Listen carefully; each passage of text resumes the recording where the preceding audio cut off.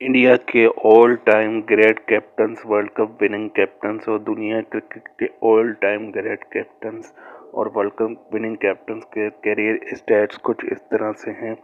90 test मैचों में 4,876 run उन्होंने बनाए हैं, 38.09 की एवरेज, जिसमें 6 सेंचुरियाँ, 33 नीम सेंचुरियाँ, 224 इनका टॉप स्कोर, 256 कैचेस और 38 स्टंपिंग इन्होंने टेस्ट क्रिकेट में की हैं। वनडे क्रिकेट की अगर बात की जाए तो 350 वनडे इंटरनेशनल में 10,773 रन उन्होंने बनाए हैं, 50.57 की बैटिंग एवरेज, 10 सेंचुरियाँ, 73 सेंचुरियाँ, 183 इनका ओडीआई क्रिकेट में बेस्ट स्कोर, 321 कैचेज और 123 स्टंपिंग इन्होंने वनडे क्रिकेट में की हैं।